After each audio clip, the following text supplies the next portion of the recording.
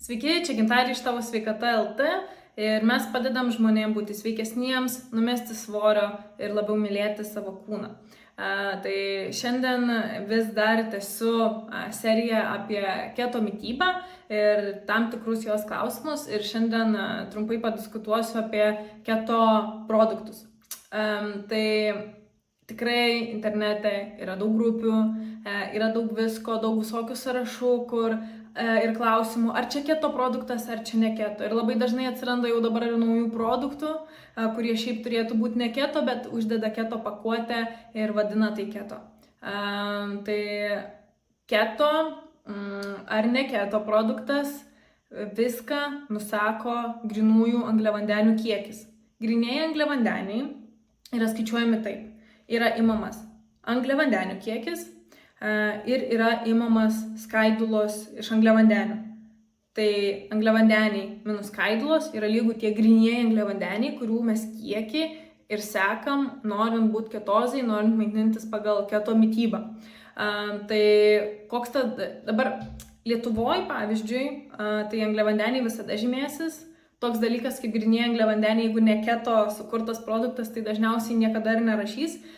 O jeigu produktas turi skaidulų, tai jie mėgsta produktų lentelėse paminėti, bet nebūtinai. Tai turit iš tikrųjų paieškoti internete, kiek tas produktas būtent gali turėti skaidulų. Ir tada pasiskaičiuoti ir atpažinti produktą.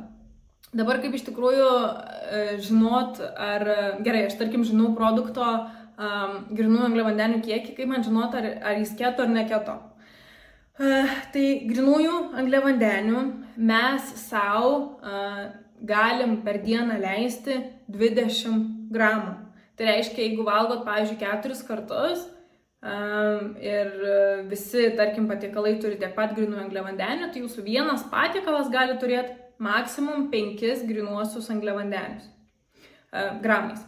Kai esat jau ilgesnį laiką ketozai, pavyzdžiui, arba jau dažniau praktikuojat, jūsų organizmas yra labiau pažįstamas su šituo procesu, jūsų grynųjų angliavandenių kiekis gali didėti iki 30 arba net iki 50 gramų. Žinosit tiksliai, koks tas kiekis yra, tik tada, kai matuositės ketozę ir suprasit, kiek jūsų organizmas yra tolerantiškas. Pavyzdžiui, mes su vyru, abu pradėjom domėtis ir praktikuoti keto mitybą ir mes visada dažniausiai valgom tą patį, bet realiai jo organizmas yra žymiai labiau lankstesnis ir jis asmeniškai gali valgyti žymiai daugiau grynųjų angliavandenių negu aš per dieną. Bet principas yra toks, kad ar keto ar ne keto produktas, turit suprasti skaičiavimo principą, kiek grynųjų angliavandenių per dieną suvartosit. Dabar tam, kad galvos nekvaršint, yra sudaryti visokie produktų sąrašai. Ir taip jau galit tų produktų sąrašų laikytis, bet yra tokių produktų, kurie yra tokie ant ribos jau, sakykime, jų reikėtų vartoti su saiku. Tai dažniausiai yra juodasis šokoladas ir tai dažniausiai yra krakmolingesnės daržovės kaip morkos svogūnai ir tai dažniausiai yra uogos. Jų vartoti galima, bet kadangi jie yra cukringesni, jų galima suvartoti ribotą kiekį. Pavyzdžiui, aš asmeniškai, kai sudarinėju planus arba receptūrą arba pati valgau, daugiau negu 20 ar 30 gramų uogų. Ir geriausios uogos keto yra braškės, avietės, šilauogės, mėlynės. Daugiau negu 20-30 gramų jų per dieną neleidžiu ir nevartoju, nes jau jie yra cukringesni ir tada jau visiškai viršyje dienos grynųjų angliavandenių normą. Tai visada žiūrėkite produktą ir taip žinau, kad iš pradžių čia atrodo labai daug skaičiuoti, bet žinokit, tikrai nereikia ir nereikės visą laiką skaičiuoti. Skaičiavimas ir analizė yra reikalinga pradžiai, tam, kad suprastumėt ir sugebėtumėt pradėti atpažinti produktus, ar jie tinka ar netinka. Aš asmeniškai, jeigu paimu produktą ir jame yra iki 5 gramų angliavandenių, ne grynųjų angliavandenių, bet angliavandenių. Jeigu tai yra iki 5 gramų, 100 gramų, aš tą produktą vartoju per daug nesukdama galvos. Jeigu tai yra daugiau, aš tada jau pradedu jį identifikuoti kaip tokį ant ribos, tai reiškia, kad aš jau turiu pradėti derinti dienoje. Asmeniškai taip, toks dalykas kaip bananas, persikas, bulvė, pupelės, jie nėra keto, bet aš asmeniškai, kadangi žinau, kaip dirbti su keto, aš savo klientams, kai sako gintarė, labai noriu bulvės. Aš jiems įtraukiu bulvę ir jie vis tiek neišeina iš ketozės dėl to, kad aš skaičiuoju grynuosius angliavandenius ir jų kiekius per dieną.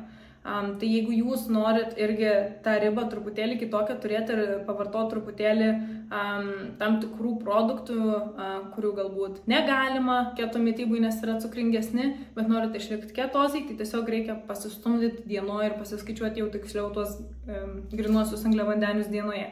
Bet realiai paprastas principas, nekvaršinant galvos, jeigu iki 5 gramų, 100 gramų nesuku galvos. Dabar yra labai daug atsiradusių visokių produktų, kurie vadinasi ten keto šokoladukai, keto duona ir taip toliau, keto kokteiliai. Ir kas atsitinka su jais? Kaip minėjau, nėra tokio dalyko kaip keto, ne keto. Viskas remiasi į tai, kaip derinat savo meniu.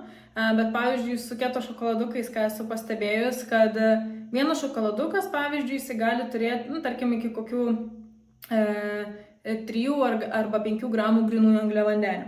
Kas atrodytų, viskas yra gerai ir per dieną galite tokį suvalgyti. Bet jūs galite suvalgyti tokį 1, 2, maksimum 3, labai priklauso jau tada, ką valgot kitais kartais. Bet labai dažnai, ką matau ir matau, kad mano klientai tai pabando ir tada sako, o ne, negaliu sustoti. Jie atsidaro tą dėžutę, toj dėžutėje būna koks 15 šokoladukų, 10 šokoladukų, 8 šokoladukai, bet ne vienas.